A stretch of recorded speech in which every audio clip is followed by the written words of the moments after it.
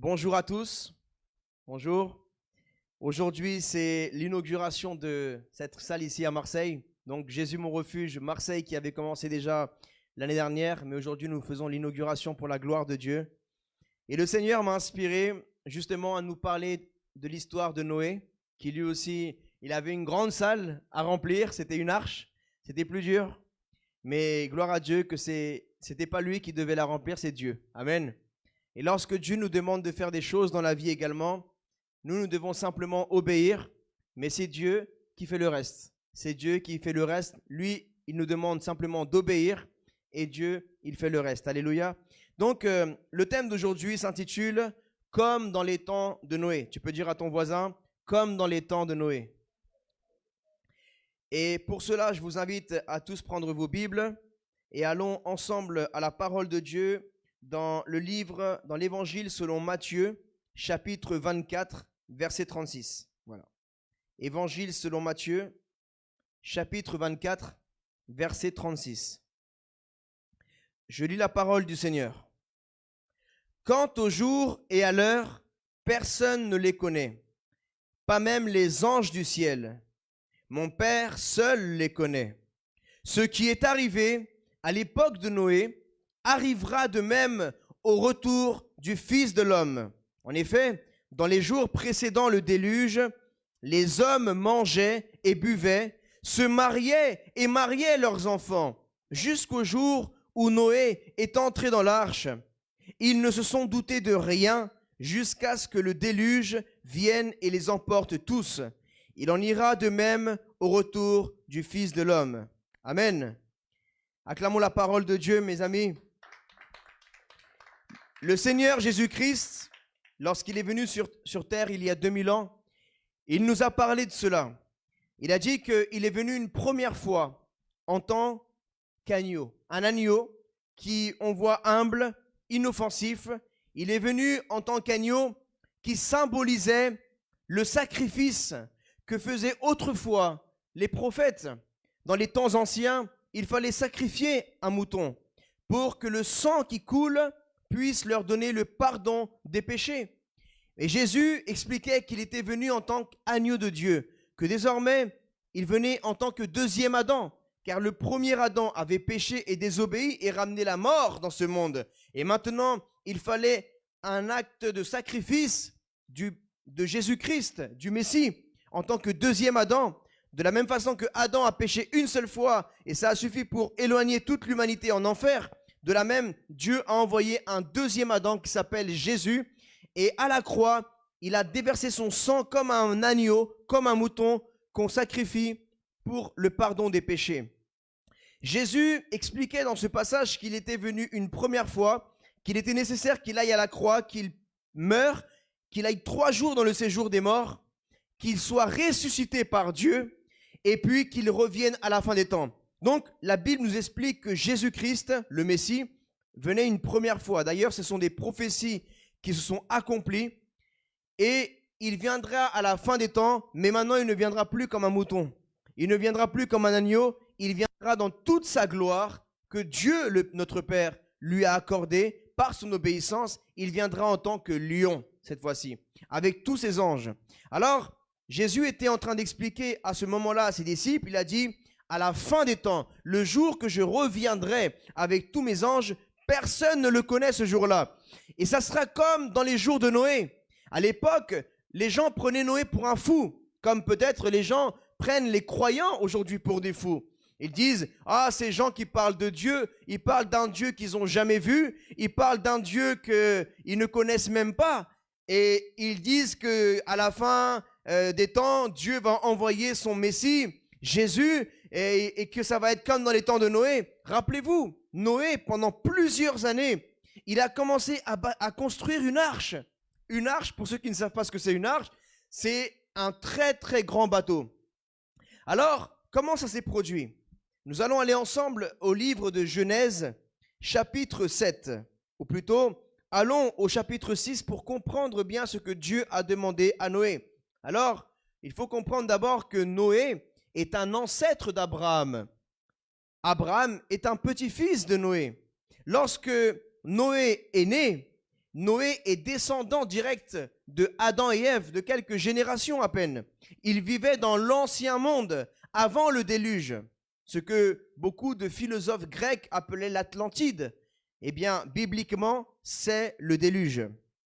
Alors, dans le livre de Genèse, au chapitre 6, verset 1, Dieu va nous parler pourquoi est-ce qu'il a provoqué ce déluge. Parce qu'à la base, le déluge n'était pas le plan de Dieu. Mais à cause de la désobéissance des êtres humains, à cause du péché, à cause de la dureté de leur cœur, Dieu a dû corriger. Vous savez, pour un père et une mère, ceux qui sont papa et maman, vous savez que ça ne fait pas plaisir quand on corrige nos enfants. Et c'est même nous qui avons plus mal quand on les punit. On a même envie de leur dire « arrête, mais viens », mais on leur donnerait une mauvaise éducation. La Bible dit « le père qui aime ses enfants les corrige ». Et le vrai fils, la vraie fille, se laisse corriger par son père et sa mère. Dans ce cas-là, nous, en tant que création de Dieu, nous ne sommes plus une simple création comme les animaux, mais nous venons à être maintenant des enfants de Dieu. Parce que autrefois, par le péché, nous étions des enfants du Shétan, du diable, mais désormais nous sommes des enfants de Dieu. Amen. Parce qu'un enfant de Dieu fait la volonté de son Père.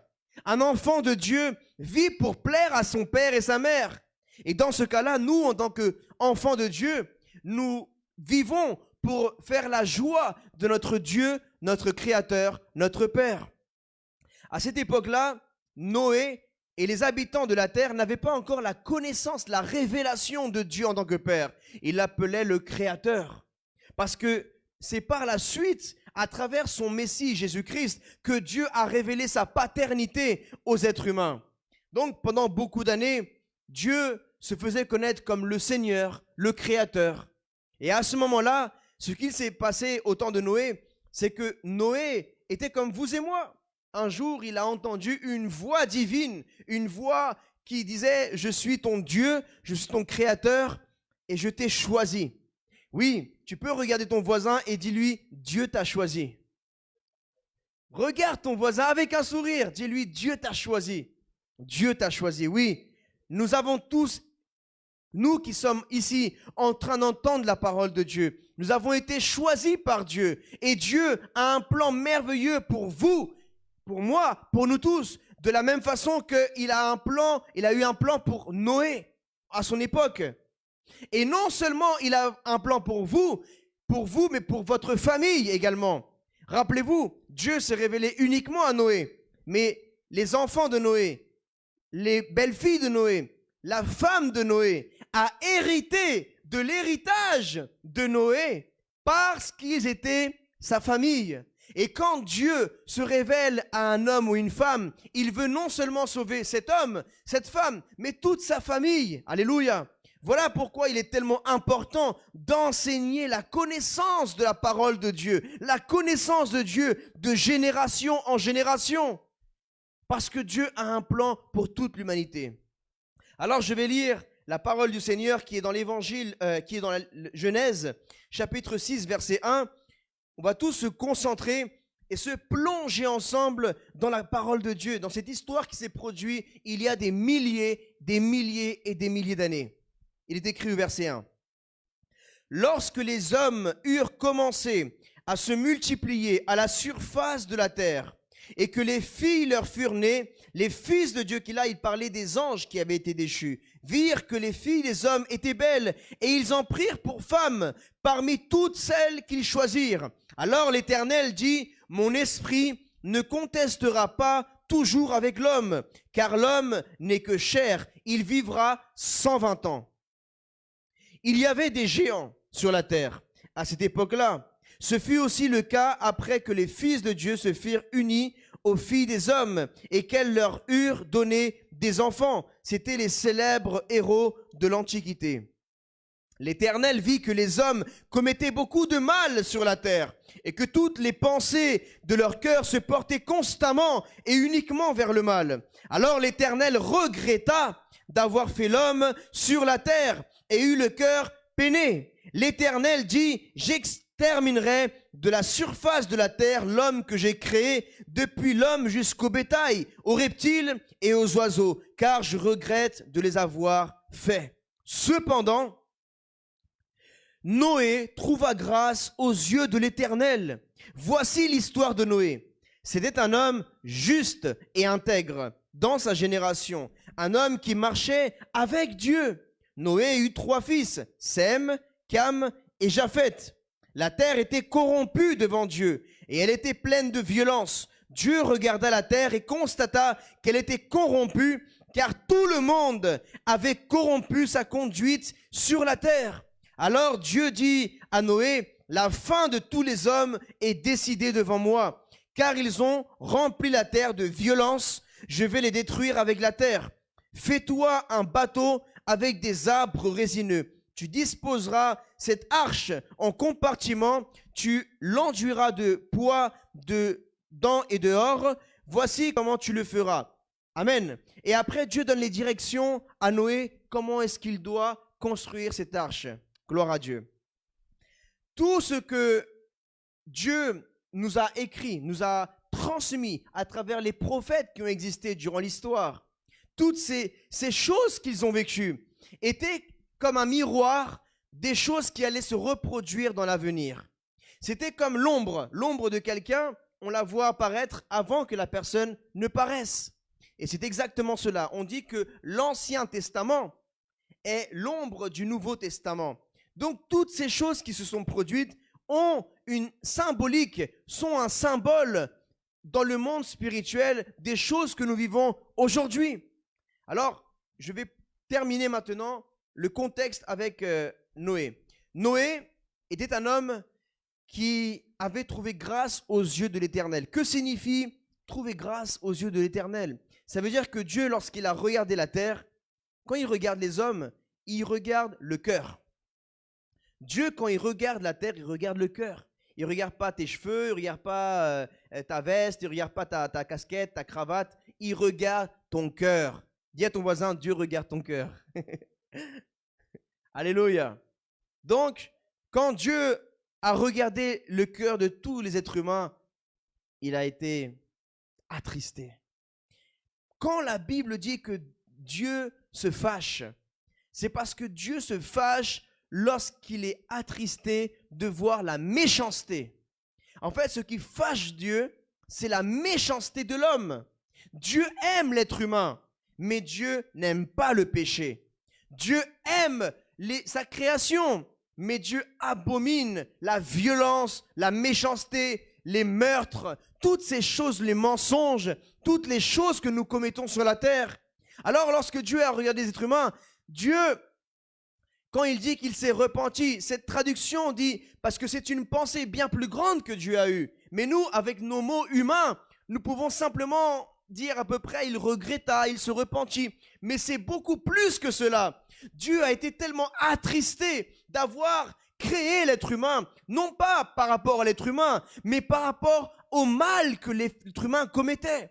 Alors que Dieu voulait que l'homme soit fidèle à sa femme, que la femme soit fidèle à son mari, qu'il n'y ait pas de violence, de meurtre, qu'il n'y ait pas de critique, qu'il n'y ait pas le vol, toutes ces mauvaises choses.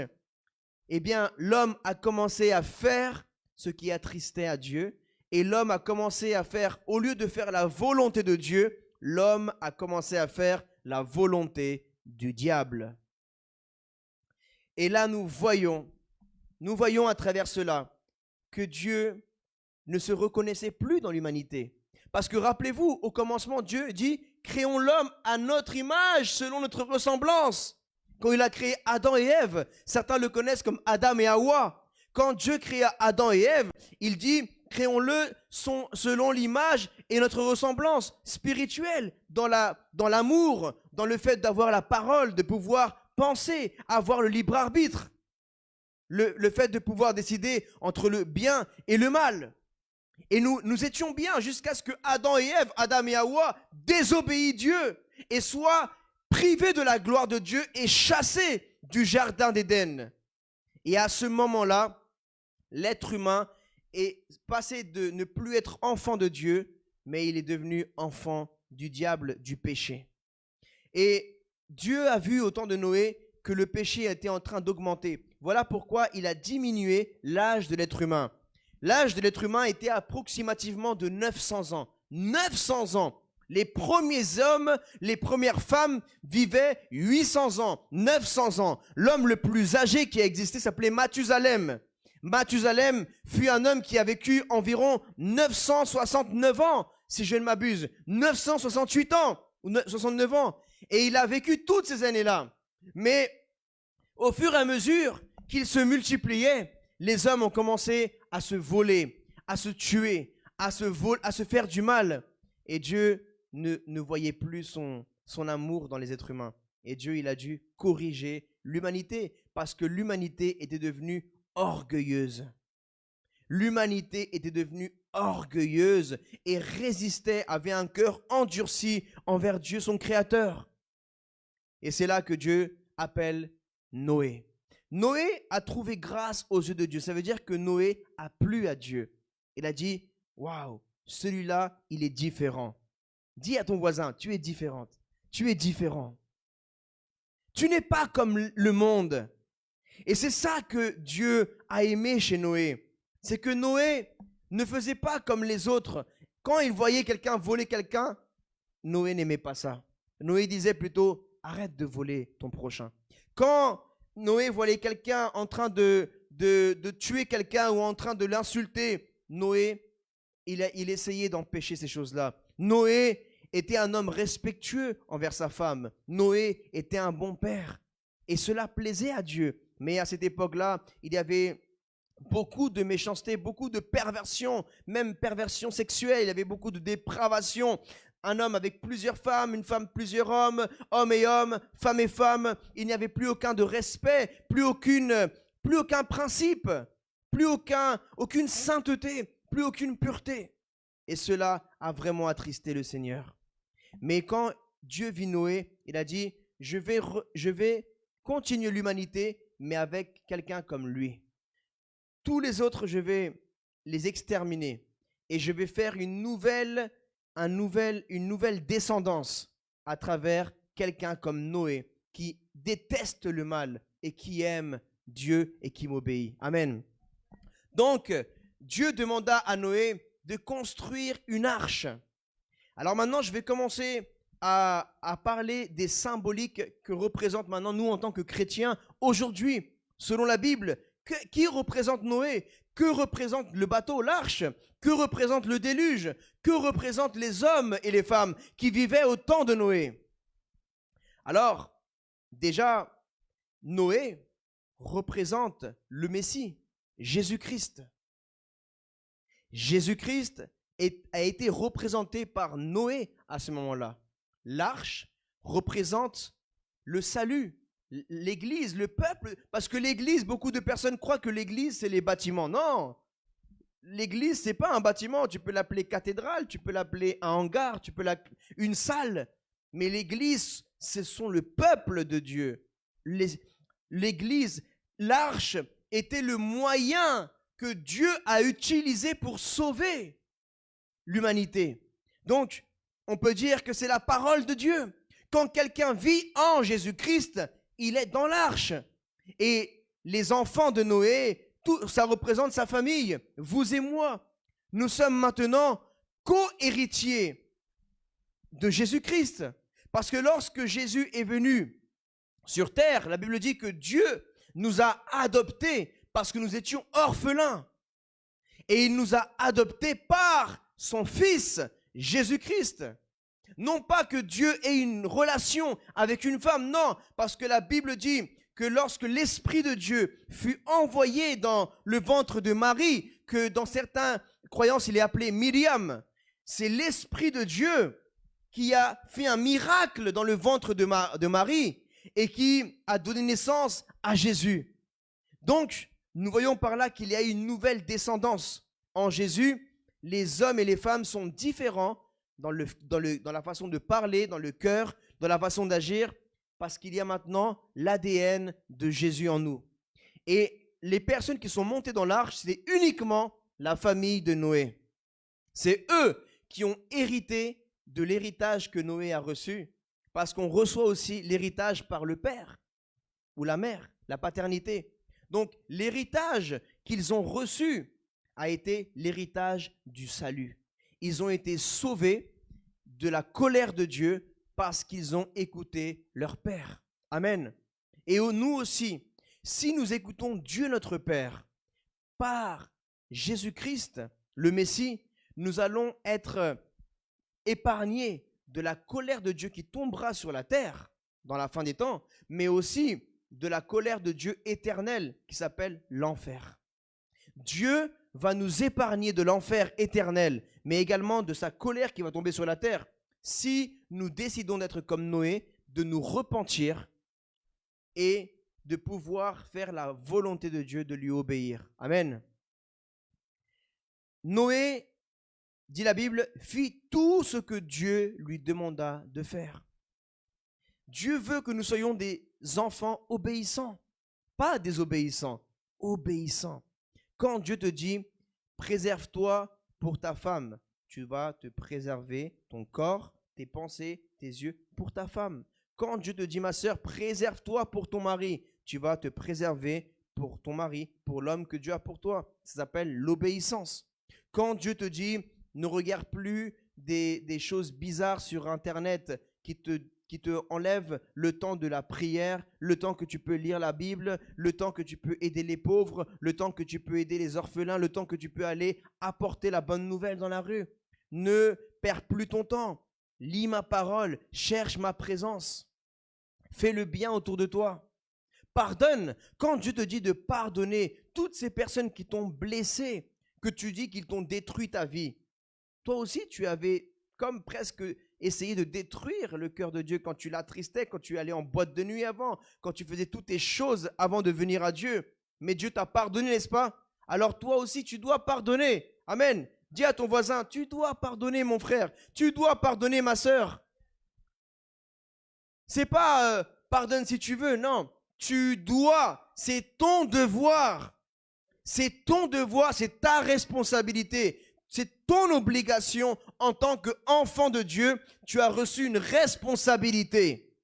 Si Dieu habite vraiment en toi, alors tu dois ressembler, non pas dans l'apparence à Dieu, mais dans ta façon d'être.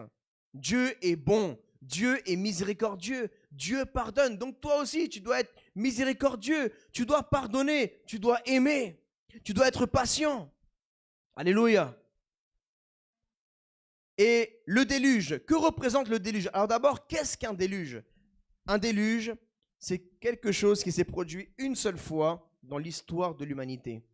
Et quand ça s'est produit, Dieu a dit, plus jamais je n'enverrai un déluge sur la terre. Et voilà l'alliance que je ferai, l'arc-en-ciel. Et chaque fois que je ferai pleuvoir et que je verrai un arc-en-ciel, ça sera le symbole de l'alliance et je me souviendrai que je dois arrêter la pluie parce que j'ai fait une promesse à Noé. C'est le symbole de notre alliance. Amen. L'arc-en-ciel, c'est l'alliance, la première alliance que Dieu a fait avec les êtres humains. Et cette alliance représente l'alliance du sang de Jésus-Christ, même du Saint-Esprit. Et vous savez que dans le monde spirituel, les anges et les démons, certains connaissent comme les djinns, ils voient qui tu es dans le monde spirituel. Parce que tu as un saint, tu es marqué, tu as une marque. Soit tu as la marque du diable, soit tu as la marque de Dieu. Les gens qui n'ont pas la marque de Dieu, quand ils meurent, le diable, il a le droit de les emmener en enfer. Parce qu'ils n'ont pas la marque, ils n'ont pas l'alliance avec Dieu. Et de la même façon que Dieu avait fait une alliance, qui c'est l'arc-en-ciel, pour empêcher que la mort vienne sur les personnes, eh bien aujourd'hui, toute personne qui se repent de ses péchés à travers Dieu, par son Messie Jésus-Christ, il a l'alliance de son Fils, qui c'est le Saint-Esprit de Dieu. Les démons et les anges dans le monde spirituel, lorsqu'ils se promènent pour voir qui ils vont faire du mal, ils voient qui sont ceux qui ont l'alliance de Dieu. Il y a des choses que le diable voudrait faire dans ta vie, il ne peut pas le faire parce que tu as l'alliance avec Dieu. Donc le déluge représente d'abord la colère de Dieu qui tombera sur la terre. La Bible dit que à la fin des temps, il y aura la venue du Seigneur Jésus-Christ. Il prendra les gens qui ont cru en lui, les chrétiens. Chrétien, ce n'est pas une religion. Chrétien, dans la Bible, ça veut dire ceux qui suivent le Christ. C'est ça, chrétien. Chrétien, ce n'est pas une religion, ce n'est pas ça qui va te sauver. Ce n'est pas la religion chrétienne qui te sauve. Ce n'est pas la religion juive, musulmane. Ce n'est pas une religion. Ce n'est pas un bâtiment qui te sauve. Ce n'est pas une église, une mosquée, une synagogue. Ce n'est pas ça qui va te sauver. Ça, c'est que des choses que c'est la main des hommes qui l'ont fait. Mais Dieu, il veut habiter dans ton cœur. Parce que ton corps, il a été fait par Dieu, par sa main à lui. Il ne veut pas te sauver par quelque chose d'humain, matériel. Alors, quand Dieu y prendra avec lui son esprit, c'est l'alliance qu'il a fait avec l'être humain, quand il reprendra l'esprit de Dieu, son esprit, toute personne qui a l'esprit de Dieu sera enlevée, dit la Bible.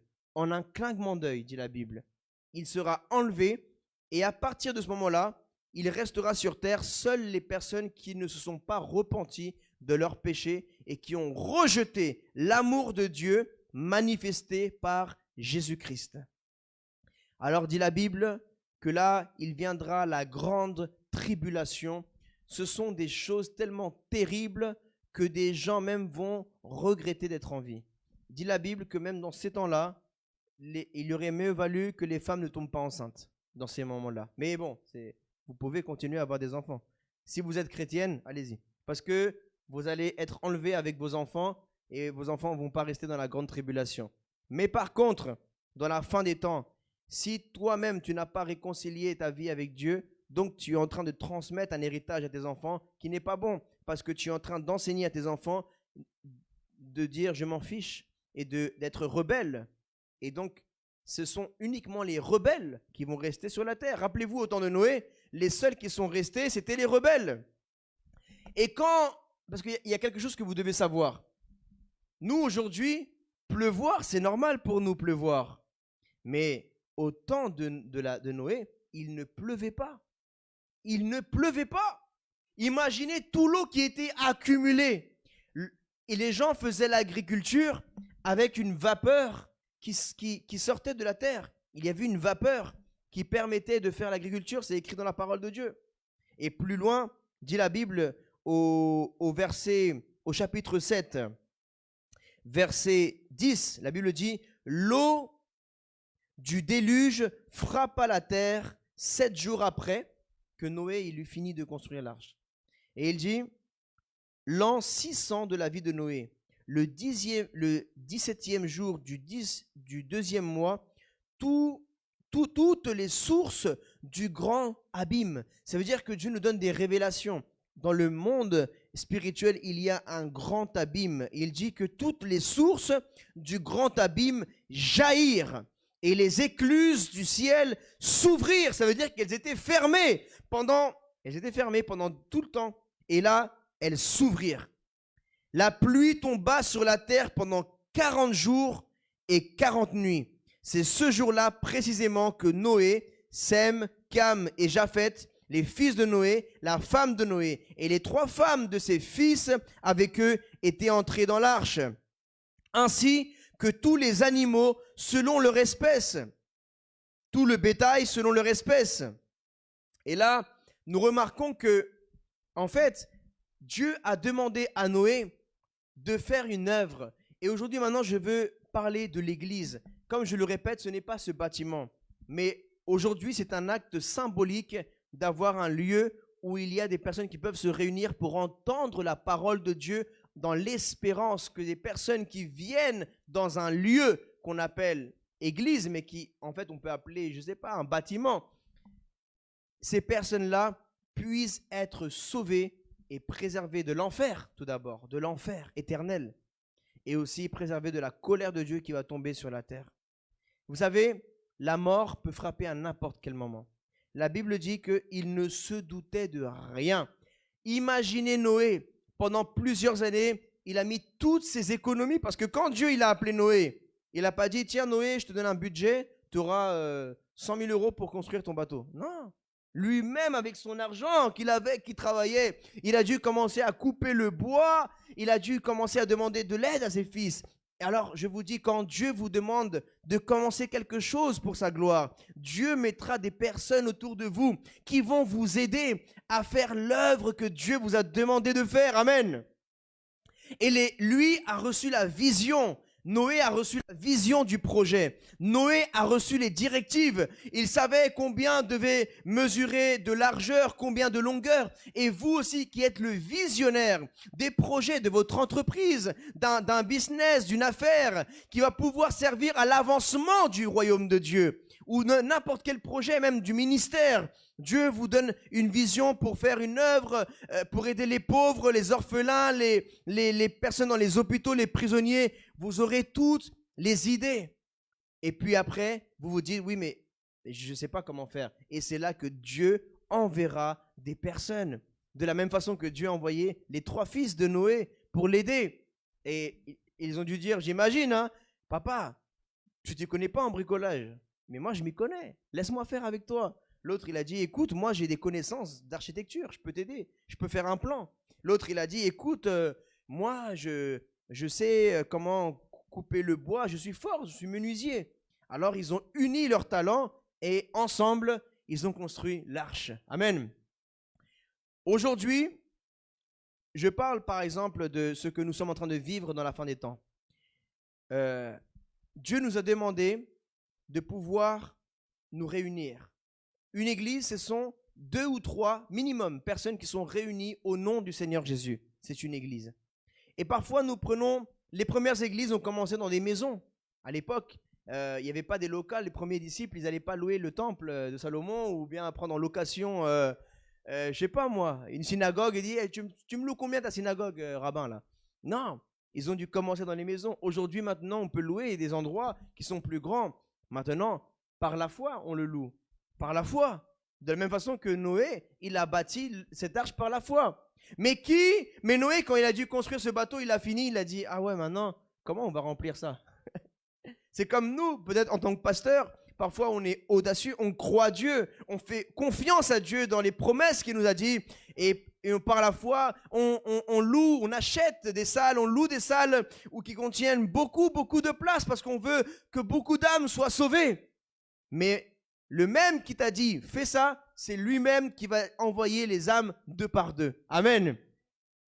Noé, il n'a pas dû aller chercher les âmes, les animaux de 2 par 2. Il a juste dit, ouvre les portes et ils vont venir. C'est moi-même qui vais les envoyer. C'est moi-même, l'Éternel, qui vais remplir l'arche, Noé. Ne t'inquiète pas. Toi, tu as fait ta part. Tu m'as obéi. Tu as obéi. Tu as été un fou de me croire. Maintenant, comme toi, tu as fait une folie, moi aussi, je vais faire quelque chose qui est fou pour les hommes. Quelque chose qui n'a jamais été fait. Je vais le faire au nom de Jésus. Amen. Une chose qui n'a jamais été faite en France ou à Marseille. Par ton obéissance, elle va être la première fois que Dieu va faire une si grande chose. De la même façon que ta foi a été grande, ta foi a fait bouger la main de Dieu dans ta vie. Et dans ce que tu as fait, peut-être une entreprise que Dieu te demande de fonder ou de te lancer en auto-entrepreneur ou de faire quelque chose. Lance-toi dans ce que Dieu te demande de faire. Fais ce que Dieu te demande de faire et tu verras que Dieu va t'aider avec les clients, va t'aider avec les designs, va t'aider avec tout le reste. Amen. Les gens se moquaient de Noé. Noé était là avec ses fils, il mettait toutes ses économies pendant que les autres ils avaient des belles maisons. Ils roulaient, bon, il n'y avait pas les 4x4, hein, mais ils roulaient en beaux chevaux, belles carrosses. Ils étaient là. Et alors, Noé était là avec tes bâtons, là, tes branches, en train de faire un bateau. Alors qu'il n'y a même pas de pluie. Il est devenu dingue, Noé. Il disait, non, Noé, on l'a perdu, il est dingue. Maintenant, il croit en Dieu. Quel Dieu? Ils étaient des personnes qui étaient ignorants de la connaissance d'un créateur. Et ils se moquaient de Noé. Et tous les mêmes qui se sont moqués de Noé, quand Noé leur parlait, repentez-vous mes amis, revenez à Dieu. Ne voyez-vous pas que vous avez une mauvaise façon de vivre? Même moi je suis un pécheur, mais j'ai décidé de faire confiance à Dieu. Dieu va détruire la terre. Mais toutes les personnes qui se repentent et abandonnent leur mauvaise façon de vivre pourront entrer dans l'arche. Venez les amis. Et les gens se moquaient de Noé, ils disaient, vas-y, dégage avec ton Dieu toi, va dans ton arche, espèce de fou. Noé était triste. J'imaginais que des fois il pleurait parce que ça lui faisait mal, que les gens se moquent de lui, que les gens le rejettent, mais aussi parce qu'il savait que ces gens-là allaient mourir. Et les mêmes gens qui le rejetaient, qui disaient, il n'y a pas de Dieu, tu n'es qu'un fou, tu gaspilles ton argent dans du bois, dans des choses inutiles. Quand il y a eu les premières gouttes de pluie, tout le monde s'est souvenu de Noé, qui les prêchait pendant des années. Repentez-vous, demandez pardon à Dieu, venez accepter l'amour de Dieu et rentrez dans l'arche. Et ils ont commencé à courir, j'imagine tout le monde, la ville entière et toutes les villes qui avaient entendu parler d'une arche, qu'il allait pleuvoir, qu'il allait avoir la colère de Dieu. Ils ont dit en fait le fou, il avait raison. Prends ta femme, prends tes enfants, cours vers l'arche. Ils ont tous couru. Et ils ont frappé, ils ont dit Noé, ouvre-nous, Noé, ouvre-nous. Et il pleuvait. Et Noé, il était à l'intérieur de l'arche, il a voulu ouvrir, mais il n'arrivait pas à ouvrir. Vous savez pourquoi? Parce que les portes que Dieu ferme, personne ne les ouvre. Et les portes que Dieu ouvre, personne ne les ferme. Ça veut dire même si Noé, il aurait voulu fermer les portes avant l'heure, il n'aurait pas pu. C'est Dieu lui-même qui a fermé la porte quand c'était le moment. Et c'est quand Dieu l'a fermé, il a estimé, ma patience a une limite. Il a fermé les portes. Mais même si Noé, imaginez comment il a dû pleurer Noé avec sa femme et ses enfants. Il a dû dire, Seigneur, ils sont juste derrière là, à 30 cm, derrière ce bois-là qui nous sépare et les enfants qui pleurent, les mamans, aidez-moi, aidez-nous Noé, les pères, Noé, pardonne-moi. Mais c'était trop tard. Imaginez les gens qui sont en enfer, mes amis. C'est pas un jeu. C'est pas un jeu. Des gens qui ont rejeté Dieu, qui avaient la possibilité de se réconcilier avec Dieu et que toute leur vie, ils ont dit, casse-toi Dieu, dégage, je vais aller en enfer et alors, je m'en fiche. Imagine-toi le jour que la mort les a frappés, toute leur richesse, leur compte en banque, il est resté sur la terre, leur richesse, leurs voitures, les bâtiments, ils sont restés là, leurs beaux habits, leur corps est même resté là, mais leur âme est partie en enfer pour l'éternité. Et là, ils sont en train de crier, comme les gens à l'époque du déluge. Ils ont dit, ouvre-nous, sors-nous de là, Jésus, aie pitié de nous, aie miséricorde de nous. Ça brûle le feu, ça nous fait mal. Ils sont là pour l'éternité, en enfer. Et c'est trop tard. Mais vous savez, vous et moi, on a encore un laps de temps, encore quelques années que Dieu nous accorde pour sauver le plus d'âmes, mes amis. Et chaque jour, nous devons l'utiliser. Parce que si tu rates un jour, tu peux rater une âme. Une âme, ne serait-ce qu'une âme. Une âme que Dieu veut sauver. Une âme qui pourrait être avec toi dans l'arche. Le jour que Dieu déversera sa colère sur la terre, qu'il va faire l'enlèvement de l'Église, il y aura la grande tribulation. Et que si Dieu n'aurait pas raccourci ce temps, il n'y aurait eu aucun survivant, dit la Bible. Alors mes amis, aujourd'hui, je veux vous parler de l'importance de prêcher l'Évangile, l'importance de mener une vie de prière, une vie de sainteté. Pourquoi? Parce que c'est dans la prière que Dieu va vous purifier. Tu ne peux pas te sanctifier toi-même. Comment tu vas faire? Tu ne peux pas. Ce n'est pas une... Comment tu peux te sauver toi-même? Tu as besoin d'un sauveur. Toi et moi, nous sommes des pécheurs qui ne savons pas nager dans le péché, dans cet océan de péché qu'il y a dans ce monde. Nous étions en train de nous noyer. Et Dieu a envoyé un sauveur, Jésus. Certains le connaissent comme Aïssa, le Messie, Al-Messie. Lui que Dieu a envoyé pour nous sauver, pour nous prendre lorsque nous étions en train de nous noyer dans ce péché. Tu as besoin d'accepter le sauveur que Dieu a envoyé. Parce que si tu rejettes le sauveur, tu rejettes la vie éternelle, mon ami. La Bible dit que Jésus est le chemin, la vérité et la vie. Et que celui qui accepte Jésus accepte la vie éternelle. Celui qui rejette Jésus rejette la vie éternelle. Et la colère de Dieu demeure sur lui, dit la Bible. Les gens qui ont accepté le message de Noé ont accepté Dieu. Parce que Noé était envoyé par Dieu. Mais ceux qui ont rejeté Noé ont rejeté Dieu. De la même façon, ceux qui rejettent Jésus comme le Fils de Dieu, comme le Seigneur de leur vie, ils sont en train de rejeter Dieu lui-même qui a envoyé Jésus. Parce que Jésus, il ne s'est pas envoyé tout seul. Amen. Jésus, il ne s'est pas envoyé tout seul. Même à la fin des temps, la Bible dit que même le Fils ne connaît pas le jour qu'il devra revenir sur terre. Seul Dieu le Père le connaît le jour.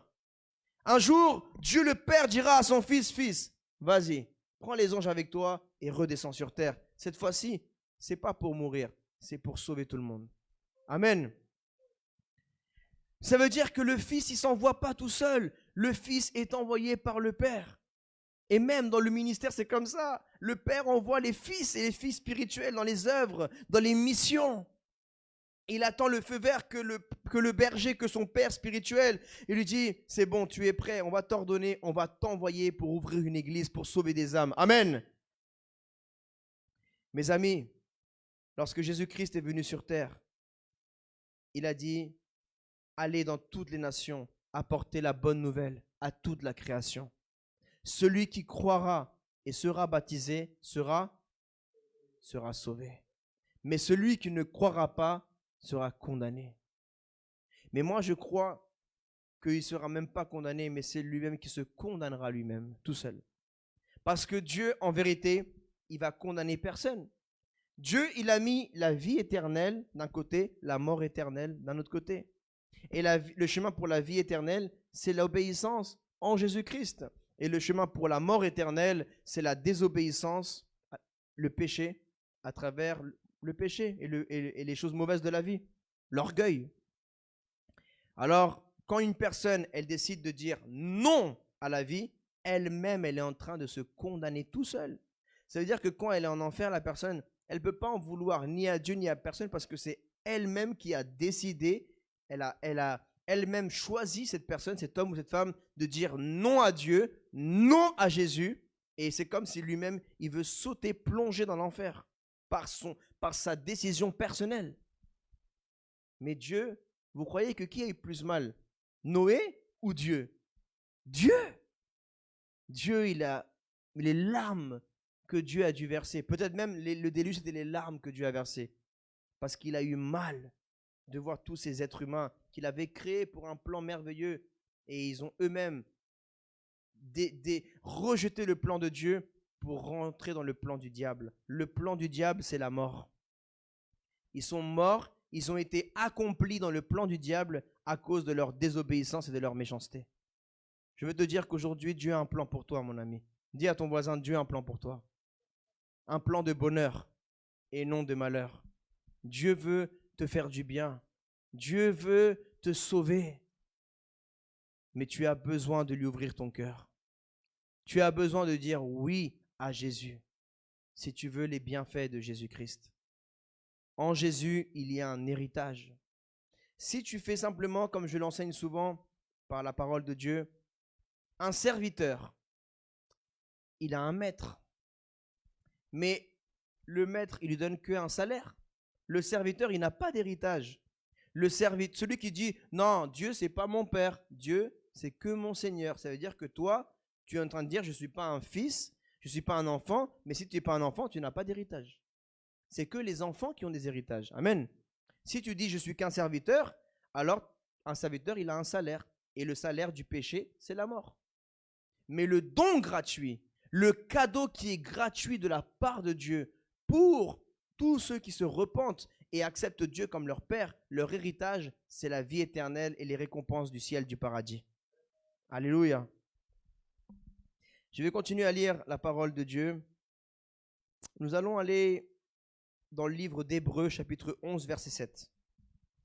Il est écrit: c'est par la foi que Noé, averti des événements que l'on ne voyait pas encore, waouh, et rempli d'une crainte respectueuse, a construit une arche pour sauver sa famille.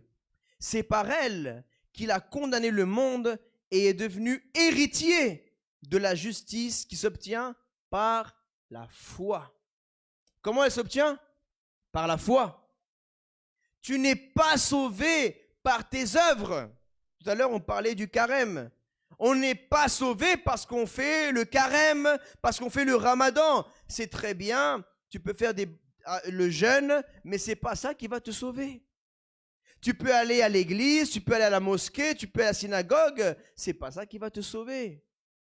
Ce qui va te sauver, c'est ta relation avec Dieu, ton cœur. Comment il est ton cœur? Il y a des gens qui vont à l'église, à la mosquée, à la synagogue. Ils sont en train de voler, de vendre du shit, de vendre la drogue, en train de boire l'alcool. Et ils vont à la mosquée, ils arrivent même les premiers. À l'église, ils sont tous les premiers, ils arrivent les premiers. Mais même au bar, à la discothèque, ils arrivent aussi les premiers à la discothèque. Tu ne peux pas te moquer de Dieu. Oui, tu peux te moquer d'un homme, d'une femme. Tu peux faire genre que tu es vif, que tu es plus...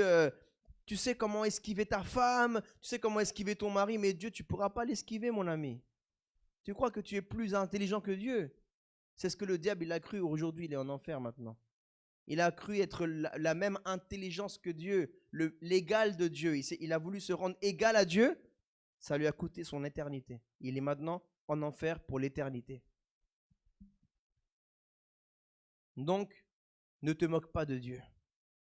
Dis à ton voisin, ne te moque pas de Dieu.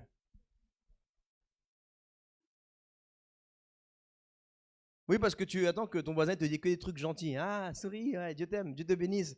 Là, on te dit, ne te moque pas de Dieu, tu rigoles plus là. Hein?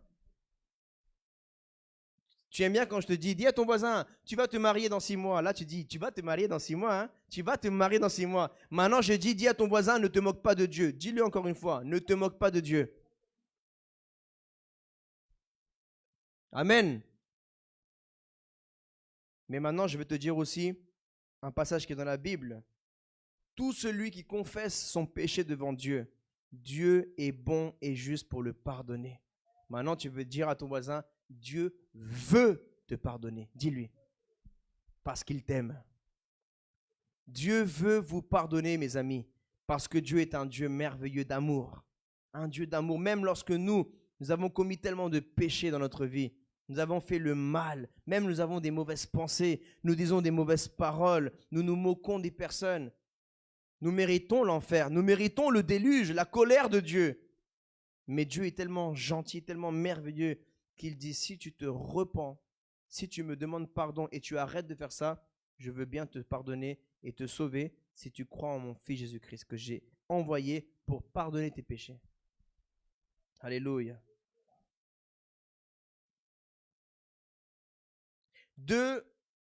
Deuxième lettre de Pierre, chapitre 3, verset 9.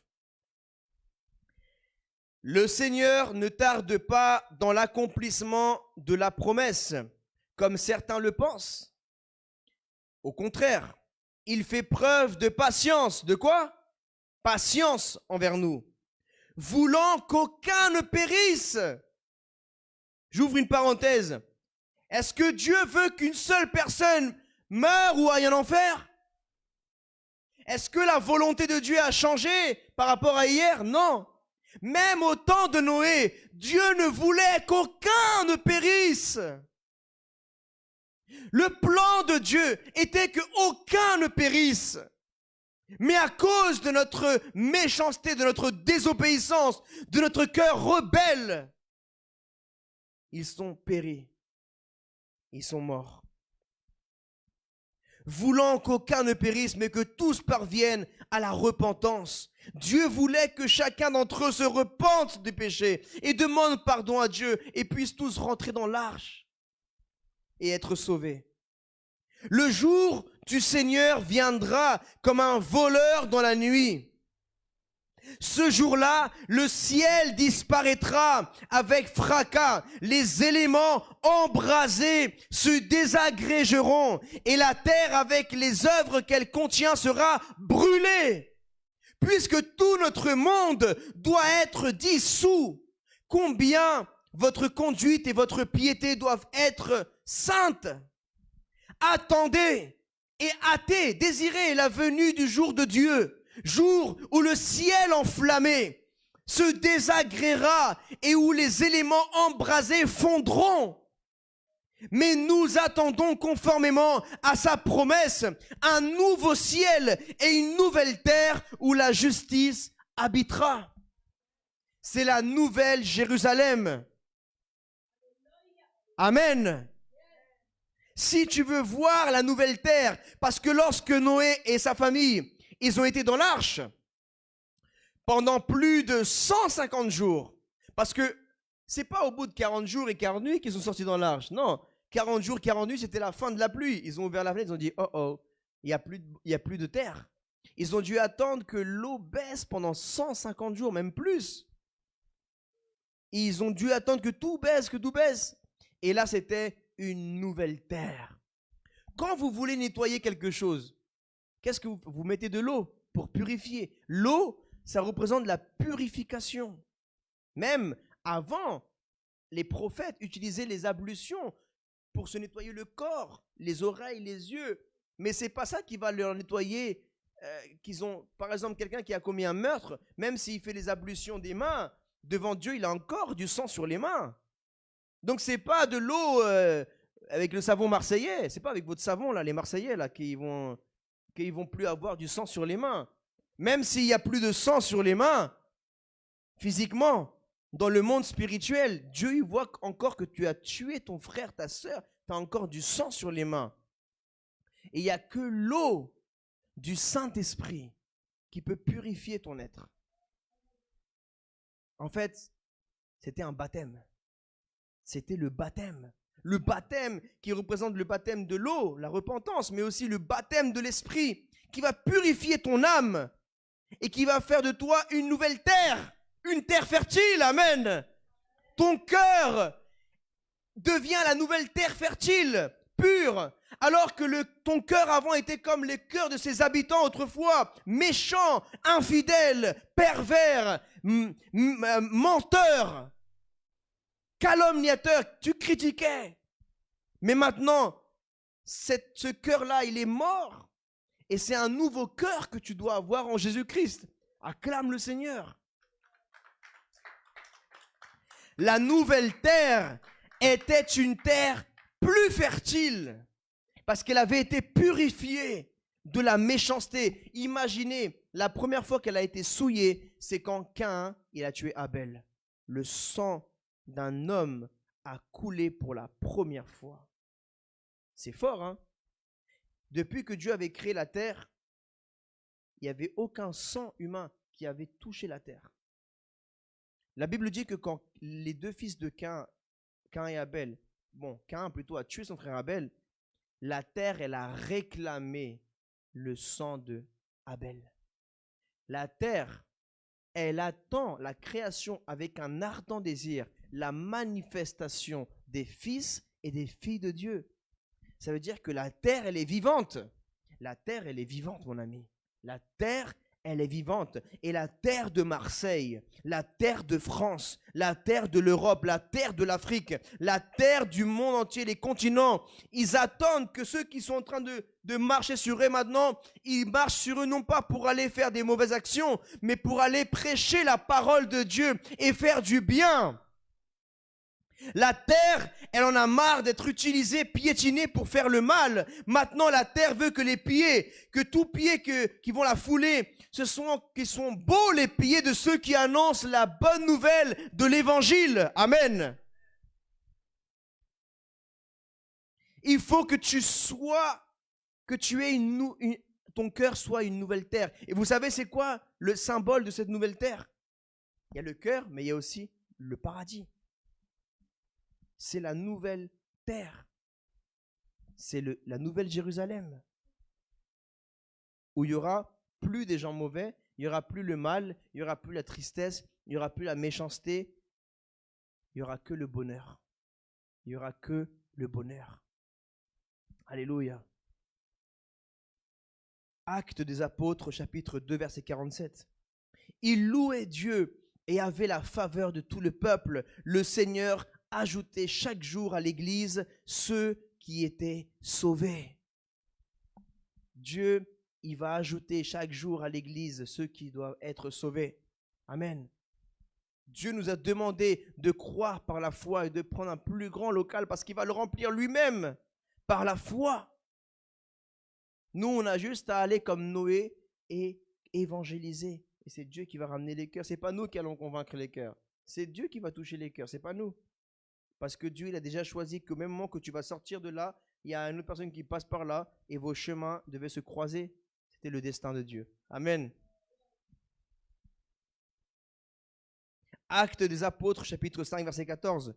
Le nombre de ceux qui croyaient au Seigneur, hommes et femmes, augmentait de plus en plus. Et je déclare que c'est ce qui se passera dans Jésus, mon refuge Marseille. Au nom de Jésus. Amen. Alléluia. Donc, mes amis, quelle est la conclusion? Nous savons qu'il y a deux grands événements qui vont se produire bientôt. On ne sait pas quand, on ne sait ni le jour ni l'heure. L'événement qui peut se produire à n'importe quel moment, premièrement, c'est ta mort physique, la mort de ton corps. Ton corps peut mourir à n'importe quel moment. Peu importe si tu es chrétien, musulman, juif, athée, la mort ne respecte pas ta religion. La mort ne respecte pas si tu es français, colombien, sénégalais, arabe, chinois. La mort, elle vient, elle ne respecte pas ton pays d'origine. La mort, elle s'en fiche si tu gagnes 20 000 euros, 100 000 euros, 500 euros, RSA. Si tu gagnes, la mort, elle s'en fiche de ton salaire. Elle s'en fiche si tu es célibataire, marié. La mort, elle ne vient pas et dit c'est bon, tu t'es marié? Non, reviens plus tard, je veux marier. Et après, reviens plus tard. Non, non, non. Elle vient te prendre, même si tu es célibataire, elle te prend avec elle. Même si tu es marié, elle te prend avec elle, la mort. Parce qu'elle a un droit sur toi à cause de ton ancêtre, Adam et Ève. Tu as reçu un héritage, mais pas un bon héritage. Tu as reçu l'héritage de la mort. Mais maintenant, à travers Jésus, tu as l'héritage de la vie éternelle. Et ça représente ton âme, ton esprit. Donc, la mort, elle aura un droit sur toi, mais que sur le corps. Mais quand ton âme va quitter ton corps, la mort, quand ton âme sort de ton corps, tu auras le droit de dire « Enlève tes pattes, sale démon !» Parce que maintenant, tu ne seras plus dans ton corps et sur ton âme, elle n'a aucun droit. Donc, les démons, ils devront enlever leurs pattes de toi. Parce que tu n'as aucun droit maintenant. Tu avais le droit sur mon corps, mais je ne suis plus sur mon corps maintenant. Je suis dans mon nouveau corps incorruptible. Et tu ne touches pas un corps incorruptible. Le démon, il peut toucher le corps humain parce qu'il est corruptible. Mais quand tu vas être dans ton nouveau corps, le diable n'a pas le droit de toucher. Rappelez-vous, quand Jésus est ressuscité, il y avait, je crois, Marie qui voulait toucher Jésus. Yeah, je ne suis pas encore monté au Père, ne me touche pas, je suis pur. Je suis pur. Il faut que vous compreniez que vous pouvez mourir à n'importe quel moment, les amis. Ne jouez pas avec votre salut. Le salut est le plus grand cadeau que vous avez reçu de Dieu. Préservez-le plus qu'un diamant, plus que des millions d'euros, plus que des milliards de dollars. Votre salut, préservez-le, prenez-en soin. C'est votre jardin. Un jardin, il faut l'arroser, il faut entretenir par la vie de prière, par la parole de Dieu. Restez consacrés dans le jeûne, dans la prière, pour être constamment en sainteté. Gardez un si grand salut. Gardez-le de tout votre cœur. Même si vous pouvez perdre un homme, une femme, mais ne perdez pas votre salut. Amen. Tu peux perdre ton travail, tu peux perdre une voiture, tu peux perdre une maison, tu peux perdre ce que tu veux. Tu peux perdre de l'argent, mais ne perds pas ton âme. Ne perds pas ton salut, mon ami. Dis à ton voisin, ne perds pas ton salut. En fait, le salut ne se perd pas. Le salut se rejette. C'est pas tu marches, ah, mon salut est tombé. Non, ah. Personne ne marche dans la rue et dit, ah, il est tombé dans le péché. Comme ça, il est tombé dans le péché. Non. D'abord, tu commences à préméditer le mal, le péché, dans la tête. Après, ça devient une parole. Et après, ça devient un acte. Personne ne perd son salut. Oh, comme ça, ah, il est tombé de ma poche. Non. Le salut, tu le rejettes. Comme je parlais mercredi à l'église de Jésus, mon refuge Paris, Ésaü, il a méprisé son héritage. Notre héritage, c'est la vie éternelle. Et lui, il a échangé son héritage de droit d'aînesse contre un plat de lentilles. C'est quoi le plat au Sénégal le meilleur là? Le mafé. Imagine, on te propose du mafé contre ton âme au paradis. Qu'est-ce que tu choisis? Le mafé ou le paradis? Ah, ça c'est bien. C'est très bien. Alors, Ésaü, il n'a pas pensé comme toi. Ésaü, c'était le fils d'Isaac, le neveu de Ismaël. Et il a dit, quand son petit frère Jacob, et après il s'est appelé Israël après, et Jacob, il a dit, je vais t'échanger du mafé, ou un kebab, contre une choucroute, des raviolis. Des raviolis contre ton salut, contre ton héritage. Et il a dit, oui, c'est vrai que j'ai faim là aujourd'hui, là. J'ai très faim. Et ça me sert à quoi d'avoir mon héritage si je meurs aujourd'hui? Il a pensé qu'au moment présent. Il n'a pas pensé au futur. Toi, tu es intelligent. Parce que tu te dis, même si j'ai ma fée là, si je meurs, j'aurai plus ma fée après. Donc, toi, tu es très intelligent. Parce que tu penses à la vie éternelle. Mais celui qui dit, ah, donne-moi le mafé, après, il va manger le mafé. Mais quand la mort va venir après, il n'y aura plus mafé après en enfer. Il n'y a pas mafé en enfer. Au paradis, c'est mieux que mafé. Acclame le Seigneur. Amen. Gloire à Dieu. Donc, mes amis, ne rejetez pas le si beau cadeau que vous avez reçu de la part de Dieu, la vie éternelle. Même si pendant votre vie terrestre, vous n'avez pas beaucoup d'argent, même si dans votre vie terrestre, vous ne, entre guillemets, ne réussissez pas comme les autres, c'est pas grave. Vous, au moins, vous avez réussi dans le ciel. Parce qu'il y en a beaucoup qui ont réussi sur terre, mais quand ils vont mourir, ils n'ont pas réussi éternellement. Ils vont finir en enfer. Donc, je ne dis pas qu'il ne faut pas négliger ta réussite terrestre. C'est bien si tu réussis dans la terre, mais c'est quoi la réussite? C'est ça. Chacun, il a une définition différente de la réussite. Ce que quelqu'un, c'est la réussite, c'est avoir une belle famille. Il est content, il a une belle famille, il a un bon mari, une belle femme, des beaux enfants, il est tranquille, il a réussi sa vie. Il y en a, ils s'en foutent de ça. Il dit, moi, je veux avoir une Lamborghini. Et tant que je n'ai pas la Lamborghini, je n'ai pas réussi ma vie. Donc, il y a aussi des désirs de la vanité. Et ne sois pas triste au fond de toi si tu n'as pas ce que les autres ils ont. C'est pas grave. Tu n'as pas besoin de Lamborghini pour aller au ciel. Tu es heureux sans la Lamborghini. Il y a des gens, tu les retrouves à Hollywood, dans leur salle de bain en or, suicidés. Ils avaient tout. Lamborghini, grande maison, tout l'argent qu'ils voulaient, toutes les femmes, tous les hommes qu'ils voulaient, mais ils avaient un cœur vide. Ils n'avaient pas la joie. Ils n'avaient pas l'amour de Dieu. Mais toi, au moins, tu as l'amour de Dieu dans ton cœur. Et c'est le plus beau cadeau que tu peux avoir reçu dans ta vie. Parce que tu sais que Dieu, il t'aime. Peut-être une femme peut t'abandonner, un homme peut t'abandonner. Mais Jésus, il t'abandonnera jamais. Il est fidèle et véritable. Et il sera avec toi jusqu'à la fin du monde. Et même après, il est encore avec toi. Alléluia. Donc, la mort peut frapper à n'importe quel moment. Mais aussi, Dieu peut envoyer Jésus à n'importe quel moment, avant même que tu ne meurs. Il faut aussi être prêt. Moi, je vais vous poser une question et je vais terminer avec ça. Les amis, Moussa, imagine que je te dis, ce soir, pendant la nuit, quelqu'un il va venir te voler chez toi. Est-ce que tu vas dormir? Tu vas l'attendre là? Et pourquoi, réponds-moi, pourquoi aujourd'hui il y a beaucoup de gens, ils dorment dans la vie spirituelle? Parce que Dieu, il a dit que Jésus, il va venir comme un voleur dans la nuit. Et il y en a beaucoup qui sont en train de dormir dans les boîtes de nuit, en train de voler à gauche.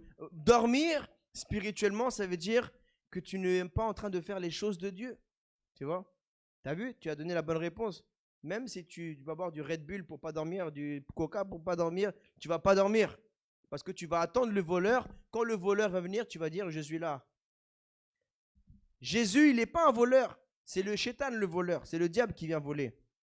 Mais Jésus, quand il va venir, il ne va pas prévenir. Il va venir le jour et l'heure que tu t'y attendras le moins. Voilà pourquoi vous ne devez pas écouter des prophéties qui disent il va venir tel jour, telle date, tel mois, telle année. Non, parce que même si vous-même, même s'il y a beaucoup de gens, même ça passe sur Internet, les gens qui disent il va venir le 6 juillet 2021, eh ben, tu peux être sûr qu'il ne viendra pas le 6 juillet 2021 parce que tu t'y attendais. Et Jésus a dit, il viendra le jour et l'heure où personne ne s'y attendra.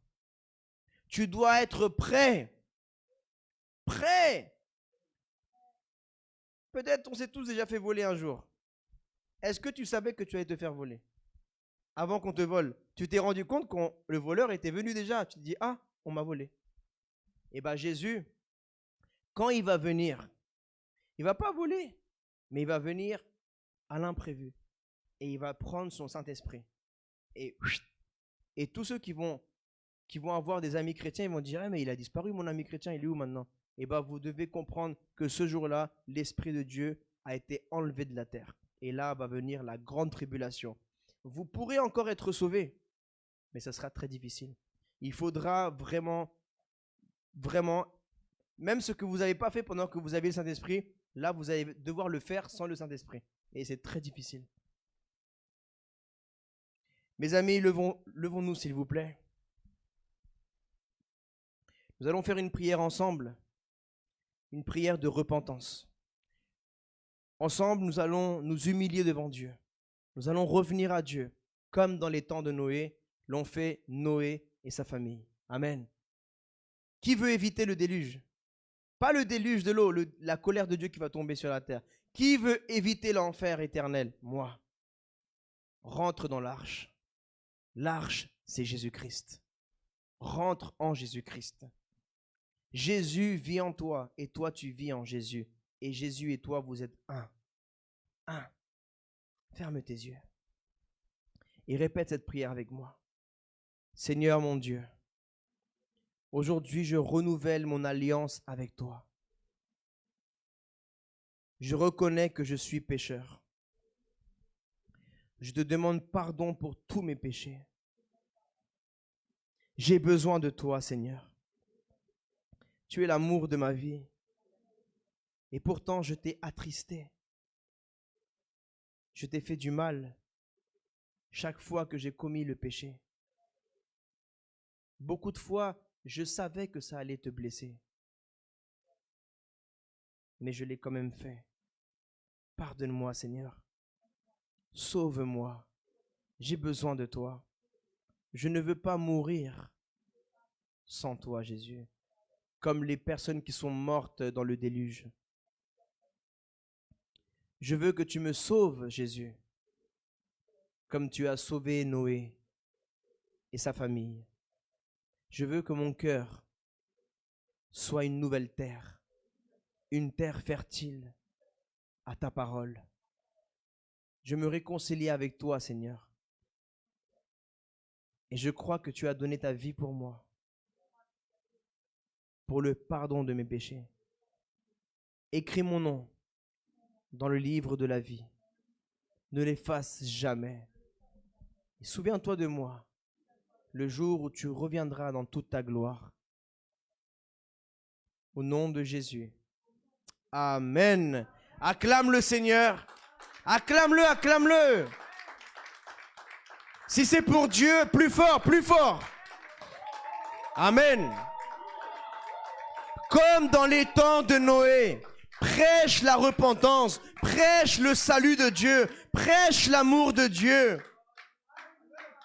Prêche qu'il y aura un événement qui va tomber sur la terre, mais qu'ils pourront être sauvés s'ils reviennent à Dieu. Mes amis, vous avez en vous la parole de Dieu. La parole de Dieu s'appelle Jésus-Christ. Si vous avez la parole de la vie éternelle, ne la gardez pas pour vous, ne soyez pas des égoïstes. Allez dans les rues, allez réconcilier, ramenez les gens dans l'arche qui est la vie éternelle. Ramenez-les vers Jésus. C'est Jésus l'arche. C'est Jésus. Et Noé, c'est aussi toi. C'est toi qui vas amener les personnes à l'arche.